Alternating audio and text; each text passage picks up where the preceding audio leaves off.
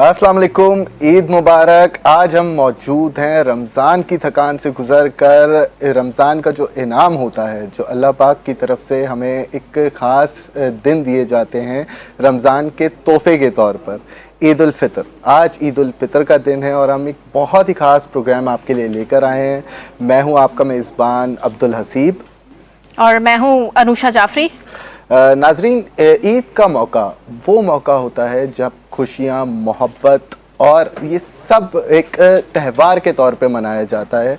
इसी मौके पे कुछ ऐसे लोग भी होते हैं जो अपनी ड्यूटी से पाबंद होते हैं, ड्यूटी में बंधे हुए होते हैं, जो अपनी फैमिलीज़ के साथ उस तरह से खुशियाँ नहीं मना सकते जिस तरह से हम आम लोग मनाते हैं, या क्योंकि हम जर्नलिस्ट हैं हम भी उस तरह से नहीं मना सकते, लेकिन उनकी ड्यूटी कुछ ज़्यादा टफ होती है और वो एक मोटिवेशन, डेडिकेशन और स्ट्रेंथ की एक आला मिसाल होती है इस माशरे के लिए। मैं चाहूँगा अनुषा गेस्ट का तारुफ करवाएं।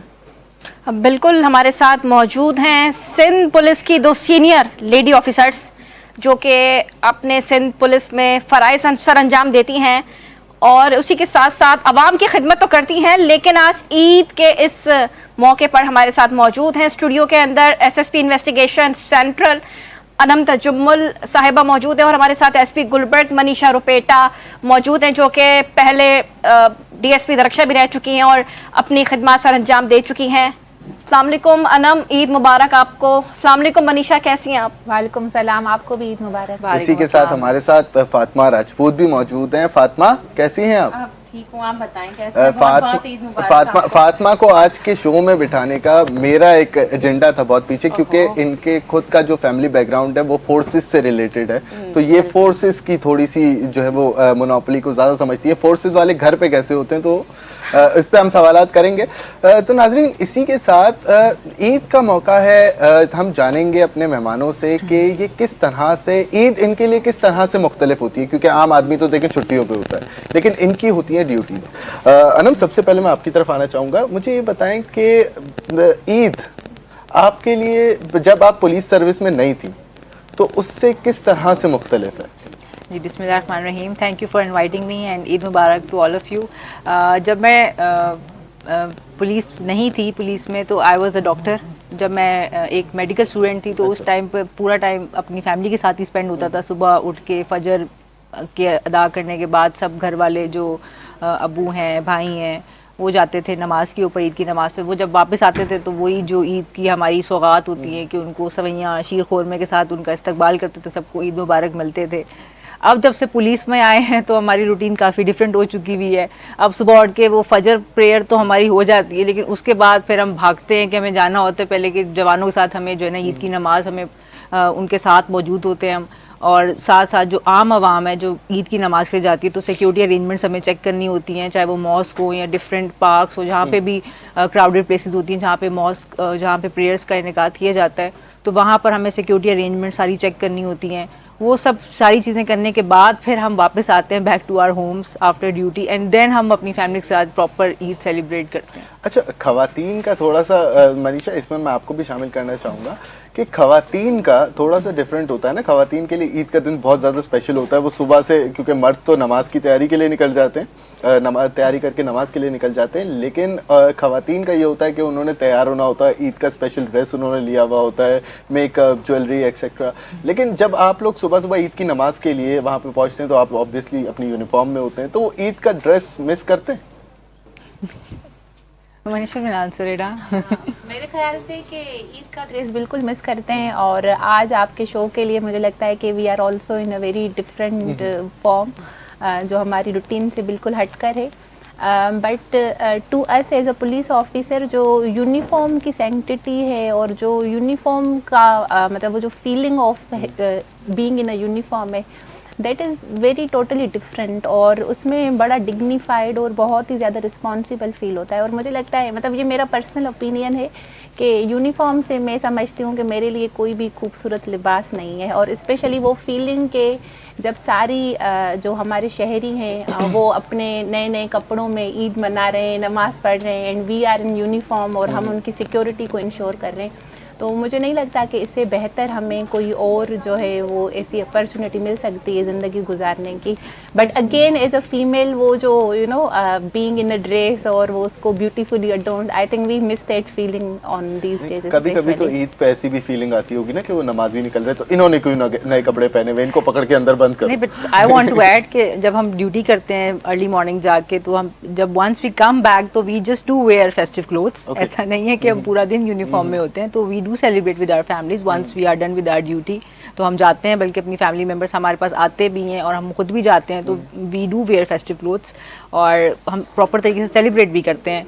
और दूसरा ये कि पुलिस यूनिफॉर्म हमारी, जब once you become a police officer, like your uniform becomes your second skin, तो फिर आपको फील नहीं आती है ऐसी कि हाय दूसरे ने पहना हुआ है तो हमने क्यों नहीं पहना हुआ। इट लाइक हमारी जो इज्जत होती है ना, वो हमारा फिर यूनिफॉर्म होती है हमारी, वो हम उसको फील ही नहीं करते कि हम यूनिफॉर्म में हैं कि नहीं है। But we do celebrate Eid with our relatives. वो बुजुर्ग कुछ होते हैं ना घर के जो इस चीज को नहीं समझते।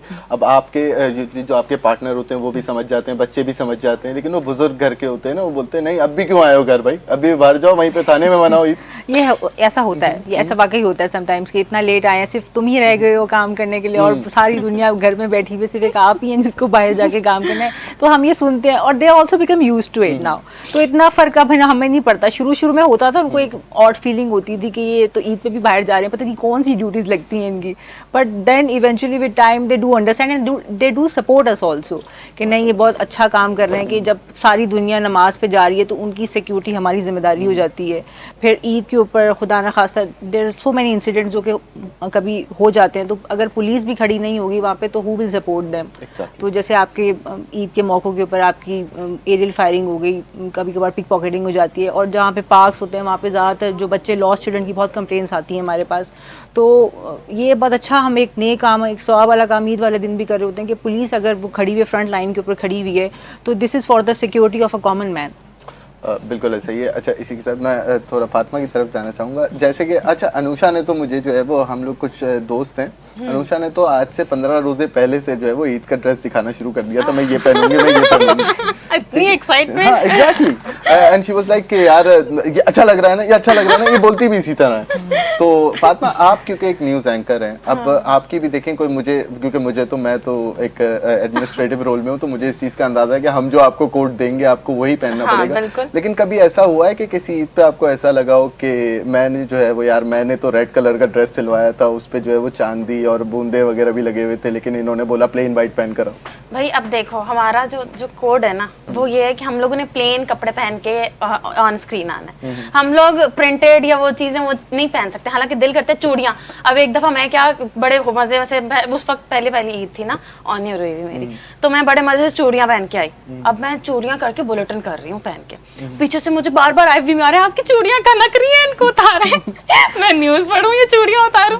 मतलब ये वो एक अलग चीज जो होती है वो ड्यूटी में आपकी बिल्कुल रह जाती है। वो आपका बीइंग विद द फैमिली और वो सब चीजें, वो ट्रेडिशन, वो आपको कहीं ना कहीं छोड़ना पड़ता है। ठीक है, अब जैसे आप बोल रही थी, आप भी बोल रही थी कि हम लोग यूनिफॉर्म में ही जाते हैं ईद में भी, कहीं पे भी। और मैंने ये चीज देखा है, मेरा भाई भी है आर्मी में, तो इवन इवेंट्स भी होते हैं ना तो वो अपने यूनिफॉर्म में होता है। ठीक है, अब जैसे किसी कोई प्रोग्राम में गए हुए हैं, किसी इवेंट में गए हुए हैं, तो वो अपने यूनिफॉर्म में गए हुए होंगे, बाकी सब नॉर्मल कपड़ों में बैठे हुए होंगे। तो ये चीज है, ये आप मिस करते हो। अब जैसे आज ईद का दिन है और मैंने सुबह से न्यूज करनी थी, मैं सुबह से आई हुई हूँ, सुबह 10-11 बजे से घर से निकली हुई हूँ, और अभी मैं आपके साथ बैठी हूँ। सोचें मेरा ईद का दिन कहाँ गया। तो ये सब है, ये दुख होता है, ये दुख हमारे साथ होता है कि हमें प्लेन कपड़े पहन रहे, प्रिंटेड नहीं पहन रहे। बड़ी एसओपीस होती है, स्ट्रिक्ट एसओपीस होती है मीडिया वालों के लिए भी। और एक ईद का दिन होता है कि जिसमें हमारे जो चैनल्स वाले हैं वो थोड़ी सी छूट दे देते कि जो पहनना है पहन ले, नहीं तो वो तो साथ में आप ये देखे ना, हाथ मेहंदी भी नहीं लगाई। मैं यही तो कह रहा हूँ, एक टाइम नहीं मिला लगा रहे। मतलब आप देखते हैं ना अपने घरों में भी, आप लोग एक चीज देखते हैं कि वो लड़कियों का बहुत ज्यादा इस पे फोकस होता है। अब लड़कों का तो क्या है, वो हम लोग सुबह नया ड्रेस पहनना है सिर्फ नमाज के लिए, उसके बाद उतार के घर आके सो जाना है। ज्यादातर लड़कों का ये रूटीन होता है, लेकिन हमारा भी जर्नलिज्म से रिलेटेड थोड़ा सा शोभा है कि करना पड़ता है। अच्छा, मैं आपकी तरफ आऊँगा ना, मुझे ये बताइएगा कि ये जब पुलिस सर्विस तो चले, अब आप हैं माशाल्लाह से एक अच्छे रैंक पे भी हैं, इससे पहले बचपन से क्या बनना चाहती थी? बचपन से मैं डॉक्टर बनना चाहती थी और मैं डॉक्टर बन भी गई थी। फिर फादर की हुई ख्वाहिश थी कि डॉक्टर तो बन गई लेकिन व्हाट नेक्स्ट। तो he was like he wanted me to be always in police service. तो बस जब CSS किया तो अल्लाह ने करम किया कि जो वो चाहते थे पुलिस सर्विस में मेरा हो भी गया। तो बस फिर वालिद साहब की ख्वाहिश थी तो बस फिर आज मैं यहाँ पर हूँ। अच्छा, आप तो अपने इस विजन में बहुत क्लियर थी बचपन से, तो आपकी बात से लग रहा है। मनीषा, आप क्या बनना चाहती थी बचपन? अच्छा, मेरा बचपन से विजन बहुत क्लियर था कि कुछ वो बनना चाहती हूँ जो कि जो है बहुत डिफरेंट हो और जो मुझे बड़ा एम्पावर्ड फील कराए। तो उस टाइम मुझे CSS या PMS की कोई ऐसी नॉलेज नहीं थी कि किस तरह से ग्रुप्स होते हैं, लेकिन मैं एजुकेशन पे बड़ा फोकस होता था कि बस एजुकेशन हासिल करते हुए जाना है, आगे बढ़ते जाना है। तो मेरा जो फैमिली बैकग्राउंड है, मेरी फैमिली में सारे डॉक्टर्स हैं। अच्छा। तो मेरे सारे सिबलिंग डॉक्टर्स हैं, तो रिक्वायरमेंट यही थी कि आपने भी भाई मेडिकल में आना है। तो फिर जब मेरी ग्रेजुएशन हो गई तो फिर उसके बाद मैंने अपनी फैमिली से शेयर किया कि मैं आप लोगों के लिए मैंने मेडिकल में ग्रेजुएशन कर ली, लेकिन अब मैं वो करूँगी जो मैं चाहती हूँ।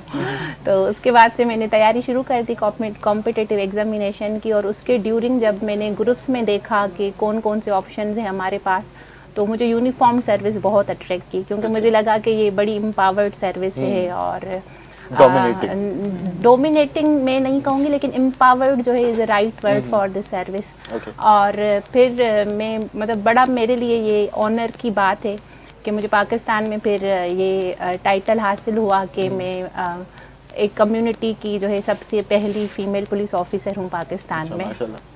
तो I think coming from a background और जहाँ से कोई भी कभी फीमेल पुलिस ऑफिसर नहीं बनी, तो it was also a matter of like pride and honour. तो मैं समझती हूँ कि that was my most right decision.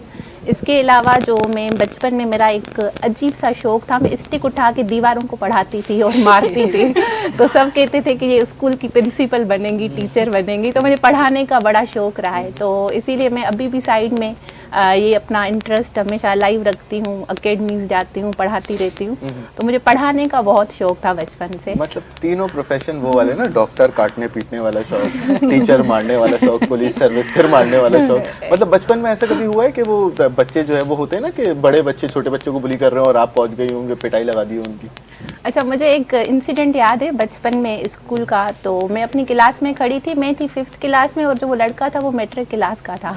तो मुझे लगा कि वो शायद मुझे छेड़ रहा है या मुझे ऐसे इशारे दे रहा है, आई डोंट नो के। अच्छा, मैंने बिना सोचे समझे मैं गई सारी क्लास के सामने, वो बड़े स्कूल के सामने, मैं उसको खींच के थप्पड़ मारा।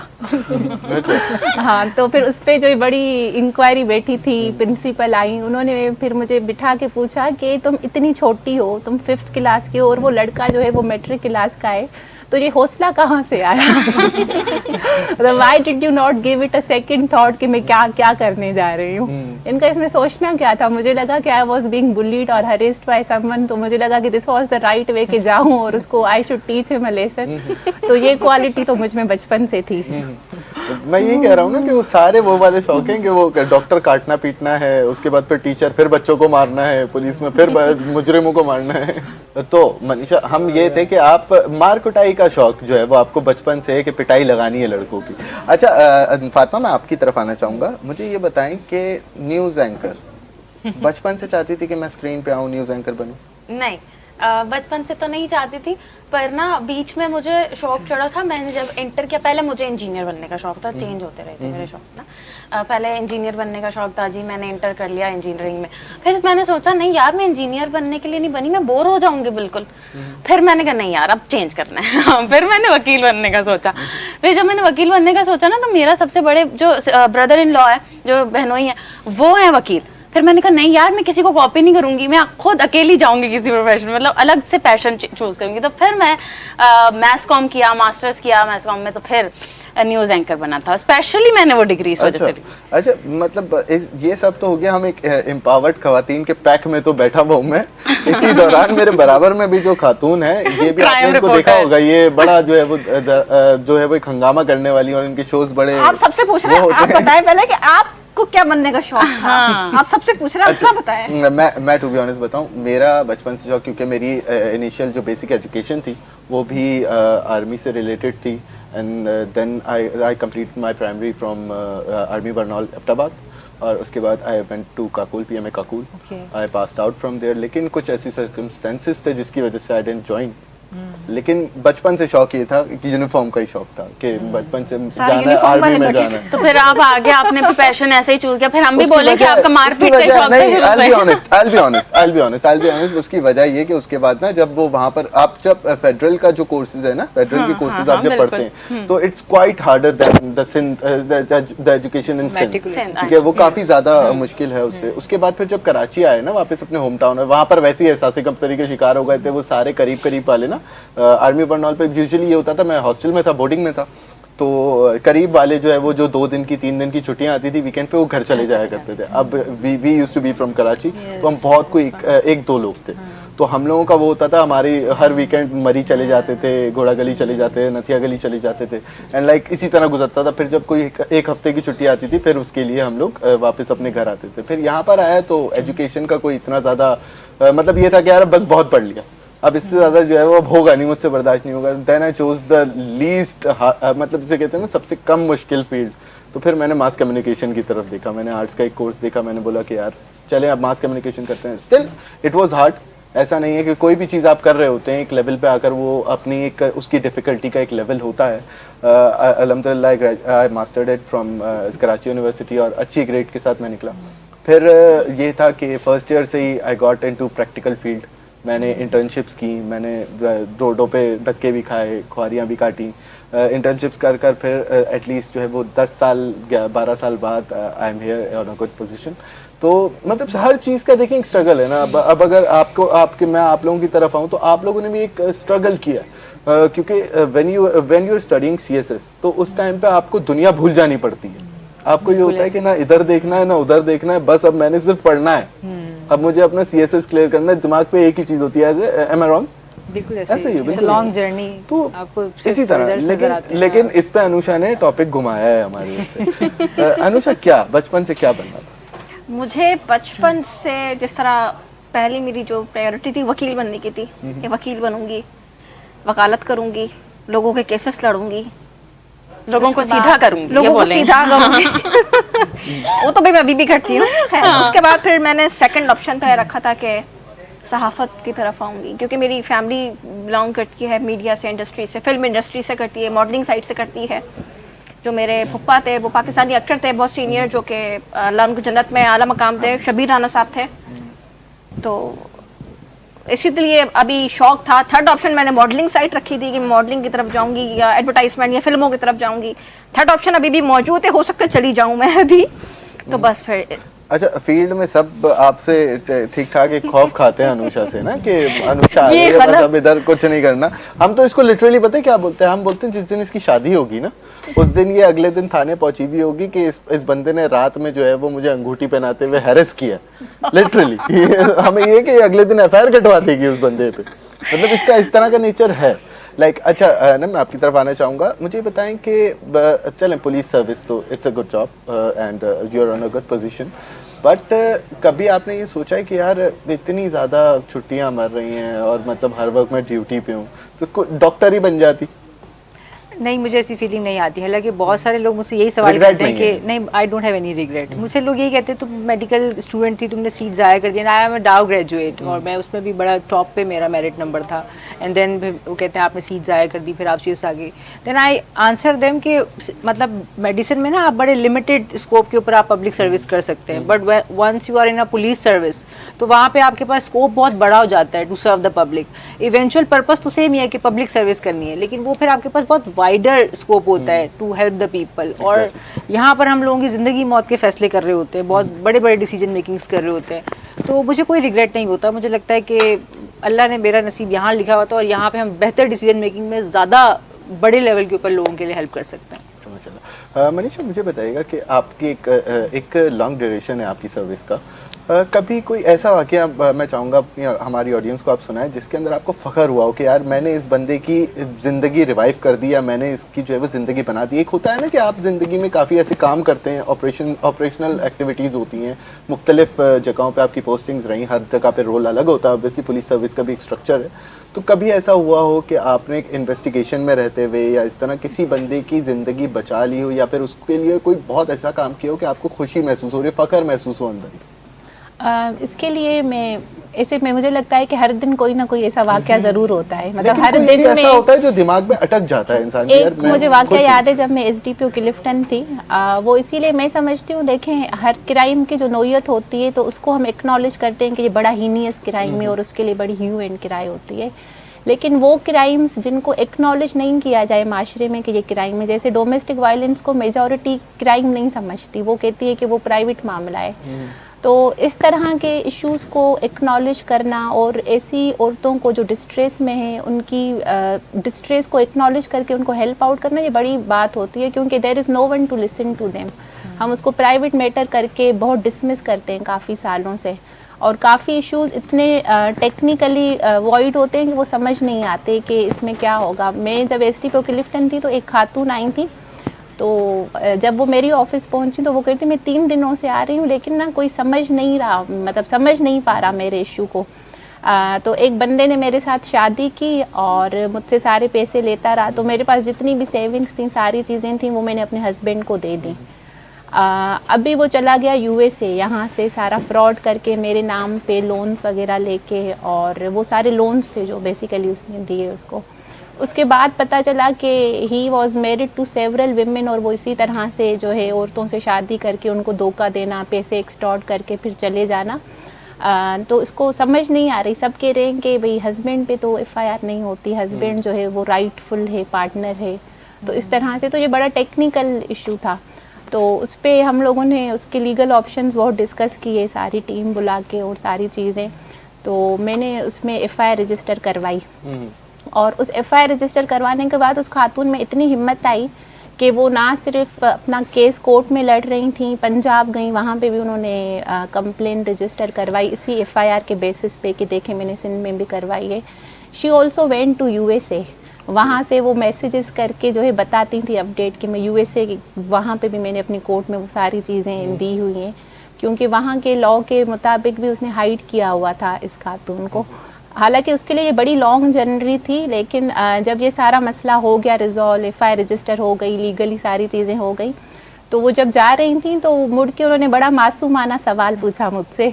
तो कहती हैं कि तो मैं आपके ऑफिस कभी भी इस तरह से आ सकती हूँ, मतलब ये ऐसे ही ऑफिस के दरवाजे हमेशा खुले रहते हैं हमारे आम, मतलब हम जैसे आम लोगों के लिए, तो you help people without knowing them. तो ये मेरा बड़ा पहला, तो वो जिस तरह से पूछ रही थी it was such a source of satisfaction. तो ये वो इश्यूज़ होते हैं जिनको समझना, जिनको एक्नॉलेज करना कि ये किसी की लाइफ का बहुत बड़ा इशू है, जिसको क्योंकि हम लोग बहुत ज़्यादा क्राइम पे, दूसरी चीज़ों पे फोकस करते हैं, लेकिन इस तरह के जो इश्यूज़ होते हैं जिनमें लोगों को, स्पेशली जो हमारी मार्जिनलाइज्ड कम्युनिटीज़ हैं लाइक विमेन, जिनको सपोर्ट की ज़रूरत है, तो I still cherish that moment because of the satisfaction on her face के समवन फाइनली अंडरस्टूड हर कि उसके साथ फ्रॉड हुआ है और वो क्राइम है।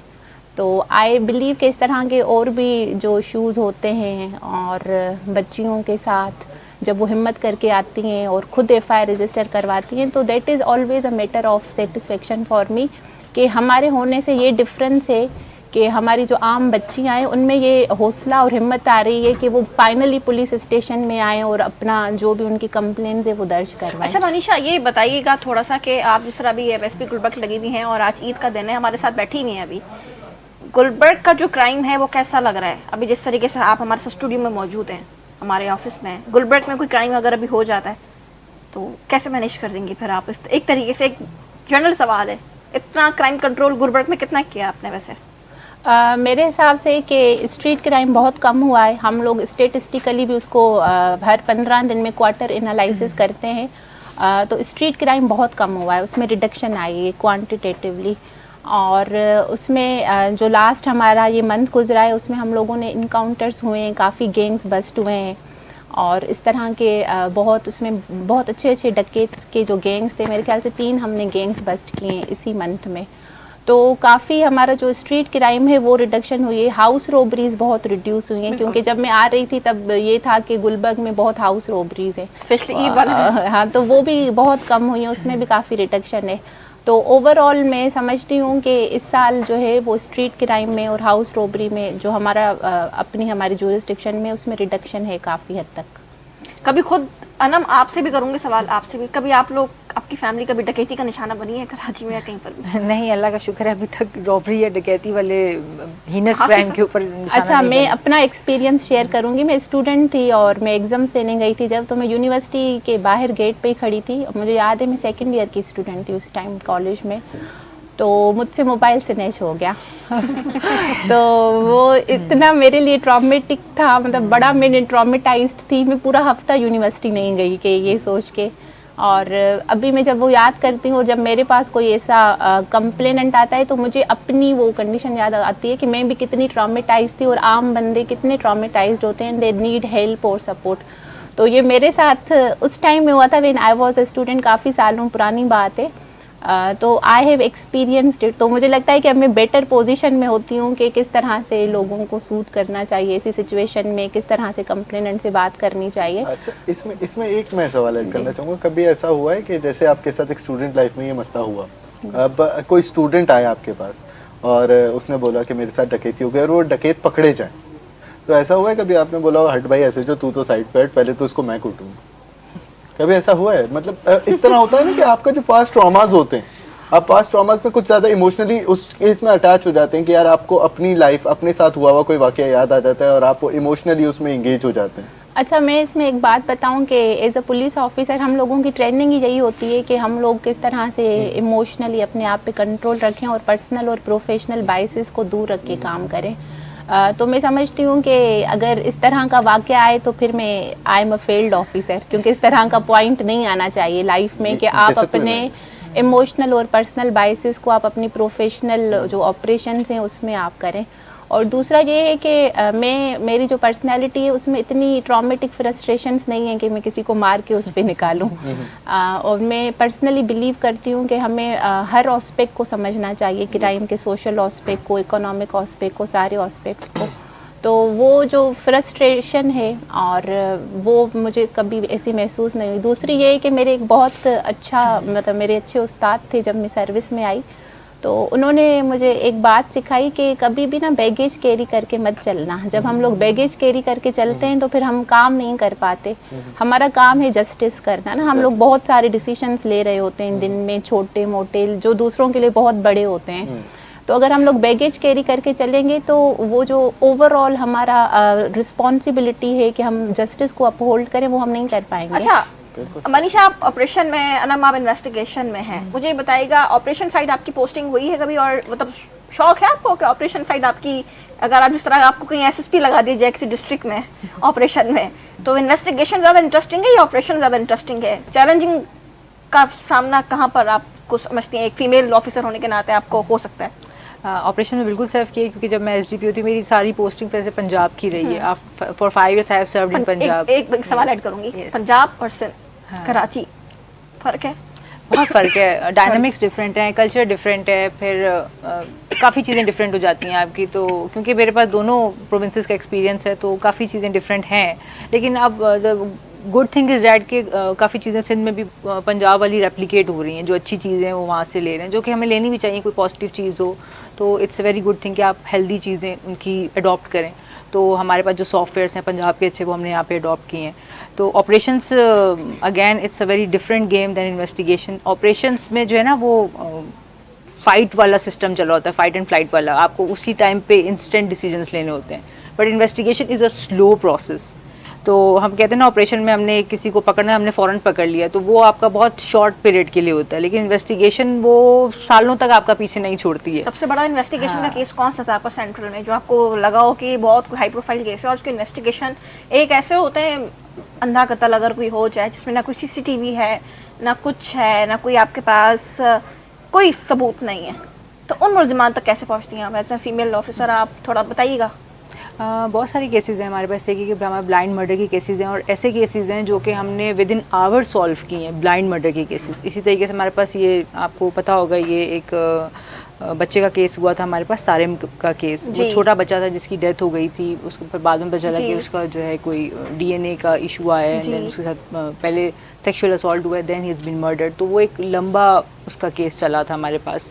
तो अगेन वही बात है कि ऑपरेशंस का जो है ना बहुत बड़ा टेम्परेरी आपको you deal with the problem, but investigation वो ना आपके साथ साथ चलती है, क्योंकि वंस आपने बंदे को अरेस्ट कर लिया, फिर आपको वो जुडिशियल उसका प्रोसेस चलेगा, चालान जमा होगा कोर्ट में, फिर कोर्ट में उसका ट्रायल चलेगा, फिर ट्रायल चलता रहेगा एंड देन फाइनल जजमेंट आएगी। सेकंड और थर्ड डे के क्या आपका लाइक जैसा ईद का, हम ईद के जो और डेज हैं, ईद के बाद जो दावतें होती हैं घरों के अंदर कहीं पर भी, तो कैसे जाती हैं दावतों वगैरह में आप मनीषा, आप और अनम? जी बिल्कुल जाते हैं। फर्स्ट डे तो हमारा ड्यूटीज़ में निकल जाता है, सेकेंड और थर्ड डे हमारा कंपैरेटिवली मच रिलैक्स्ड होता है। उसके अंदर हम दावतों पे जाते भी हैं और दावतों पे बुलाते भी हैं। मनीषा आप? मैं समझती हूँ कि मुझे बड़े डबल फ़ायदे हैं बचपन से लेके, क्योंकि मैं दिवाली भी सेलिब्रेट करती हूँ, होली भी सेलिब्रेट करती हूँ और ईद भी मैं बड़े पुरजोश होकर सेलिब्रेट करती हूँ बचपन से लेके। तो मेरी जो फेवरेट हॉबी रहती थी बचपन में वो होती थी कि जो ईद मिलन पार्टीज़, वो बड़ा मुझे मतलब हम लोग पैशनेट होके मिलके ईद मिलन पार्टीज़ ऑर्गेनाइज़ करते थे। तो अभी भी मैं ईद की पार्टीज़ में लाजमी जाती हूँ और हम लोग फैमिली डिनर पे भी जाते हैं इन दिनों में। और इसके अलावा जो है फ्रेंड्स के साथ इफ्तारी जो है वो मेरे हिसाब से कि मेरी जो सबसे फेवरेट पार्ट ऑफ रमज़ान है वो यही है कि इफ्तार डिनर्स पे जाना।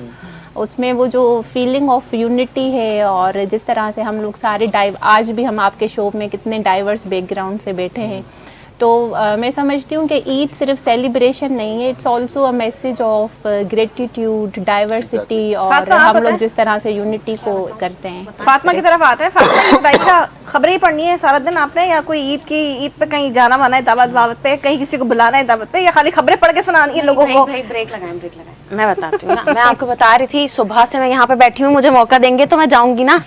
मौका तो आपको मिलेगा नहीं, हमने आपको पकड़ के बिठा दिया। फिर कैसे जाऊंगी? नहीं फातिमा, कभी ऐसा हुआ है कि अब वो क्योंकि जाहिर से एक फीमेल पुलिस ऑफिसर सामने बैठे हैं, कभी ऐसा हुआ है कि कोर्ट कचहरी या थाने का चक्कर लगाओ और किसी पुलिस ऑफिसर से, फीमेल पुलिस ऑफिसर से आपका, क्योंकि जाहिर सी बात है कभी कोई खातून थाने जाती हैं तो वो प्रेफर करती है कि यार काश इस जगह पे कोई फीमेल ऑफिसर पोस्टेड हो। हाँ, तो हुआ है कभी ऐसा? नहीं, अच्छा ऐसा हुआ नहीं है। मैं ना अभी आप मुझे बता रहे थे आप लोग सारे अपनी अपनी कहानियां, तो वो मुझे ना, मैंने केस नंबर 9 अभी ड्रामा देखा, उसमें आईओ होता है, इन्वेस्टिगेशन ऑफिसर, और सारे ऑपरेशंस हो रहे होते हैं। खैर उसमें तो मेल ही दिखाया हुआ है, हालांकि वो फीमेल होती है सबा कमर। तो मैं उसकी वो सारी, वो मेरे ना सारा वो रिवाइंड हो रहा था, तो मैंने सोचा कि कैसे काम कर रहे होते हैं, मतलब सारा आपके लिए कितना प्रॉब्लमेटिक होता होगा सब कुछ सहना। और अगर होल प्रोसेस ऑफ इन्वेस्टिगेशन, इसमें ऑपरेशंस नहीं है, नहीं मतलब जैसे वो ऊपर होता है डीएसपी होता है, आई डोंट नो एग्जैक्टली, जो एक मेल होता है गौहर रशीद जिसको दिया हुआ होता है। अच्छा है तुम्हारा, है ना? शौक जो है वो पुलिस का नहीं था। हाँ नहीं मुझे शौक है कानून समझने का, और मैं समझती हूँ कि एज ए जर्नलिस्ट हमारे पास बहुत सारा एक डाटा मौजूद होना चाहिए कि अगर हम किसी से बात करें किस बिना पे करें, हमें पता होना चाहिए ना कि हाँ ये हमारा आर्टिकल है और ये वो जो भी शेक है पता नहीं है मुझे। अच्छा इसी पे मैं अपनी तरफ आना चाहूँगा। अच्छा एक डिलेमा है कि पीएसपी अफसरान जो होते हैं, जो सीएसएस करके क्लियर करके आते हैं, उनकी एक अलग थिंकिंग होती है और जो रैंकर्स होते हैं उनकी एक अलग थिंकिंग होती है। मतलब ऐसा कभी होता है, इस चीज ये सिचुएशन देखिए आपको डील करनी पड़ती होगी रोजमर्रा पे कि नीचे वाले जो है वो ऊपर आप तक लोगों को पहुंचने ही ना देते हो, तो उसका कोई मैकेनिज्म आपने अपने जुरिस्डिक्शन में बनाया हुआ अपने डिपार्टमेंट? जी बिल्कुल, ये तो जब आप डील करेंगे तो आपको पता चलेगा कि कौन से ऑफिसर्स कैसे हैं, लेकिन हमने बड़ा ना ओपन सिस्टम रखा हुआ है, लाइक ओपन डोर पॉलिसी है हमारे पीएसपी ऑफिसर्स की मेजॉरिटी।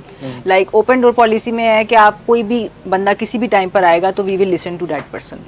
तो आई डोंट नो अबाउट, मैं दूसरों के बारे में नहीं बात कर सकती, लेकिन I know about the PSP officers के हमने बड़ी क्लियर कट पॉलिसी है कि जो बंदा मेरे ऑफिस में आ गया वो बगैर सुने नहीं जाएगा। तो ये भी एक बहुत अच्छी चीज़ है कि लोगों को रसाई हासिल नहीं, लोग ये समझते हैं कि अफसर है तो मुलाकात ही नहीं हो सकती, तो ऐसा नहीं है। Like we are open to it, हमारे ऑफिस खुले हुए होते हैं, वो जब भी आएंगे हम उनका, चाहे वो जैसी भी कंप्लेन है, सच्ची झूठी, वो बाद में फैसले होते हैं, वो हमारे पास आएंगे, हम उसको ज़रूर सुनेंगे। अच्छा, ये आप दोनों से मेरे खास तौर पर सवाल है कि डिपार्टमेंट में ये फीमेल्स का रुझान तो अब बढ़ने लगा है, लेकिन पहले ये नहीं था। कभी ऐसा हुआ जब बिल्कुल एक माइनर क्वांटिटी में आप लोग थे, माइनॉरिटी थे आप एक तरह से डिपार्टमेंट में, तो उस टाइम पे कभी ऐसा हुआ है कि आप लोगों ने, ज़्यादातर मर्द आपको फेस करने पड़ रहे होते थे, तो आप लोगों ने कोई ऐसे काम किया हो कि यार यहाँ पर भाई ये दावत है, तो आपने बोला हो नहीं भाई इधर लेडीज़ फर्स्ट, इस तरह की कोई बात हुई है? कभी इस तरह हुआ हो कि कोई चीज़ चल रही हो और उसमें जो है वो सबको बराबरी पे, आपके रैंकर्स, आपके सेम रैंक के ऑफिसर्स बैठे हुए हो और उनको कोई टास्क दिया जा रहा हो और आप लोगों ने इस तरह का कोई वो किया हो यार ये तो मर्द हैं, ये कर सकते हैं, हम नहीं करेंगे, इधर लेडीज़ का थोड़ा सा वो ख्याल किया जाए? अच्छा, you will be surprise to know कि ऐसा कभी भी नहीं हुआ है। हम बड़ा ये समझते हैं, दूर से लगता है कि फीमेल ऑफिसर्स है तो माइनॉरिटी में है तो हमें वो जो है ना एडवांटेज हासिल नहीं होता या हमें उस तरीके से एक्सेस हासिल नहीं होता। बट व्हाट आई बिलीव, जो मैंने अपनी सर्विस में अपने एक्सपीरियंस में देखा है कि we have more room for different adventures और डिफरेंट जो हमें रिसोर्सेज मिलती हैं।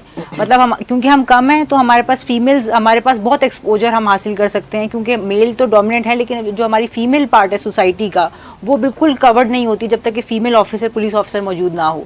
तो बहुत सारे जो हमारे फीमेल के इश्यूज है वो मर्द के पास जाने से औरत कतराती है, तो वो आती ही ज़्यादातर हमारे कि उसको शी प्रेफर्स के खुदा ना खास्ता किसी के साथ कोई हरासमेंट का इशू है या 376 रेप का इशू हो गया या कोई और घर में डोमेस्टिक अब्यूज़ वायलेंस का इशू है, किसी को घर में मार पड़ी है, तो वो शी प्रेफर्स की बहुत सारी चीज़ें वो किसी मेल ऑफिसर को नहीं बता सकती है। तो शी प्रेफर्स के हमें कोई फीमेल पुलिस ऑफिसर ही चाहिए।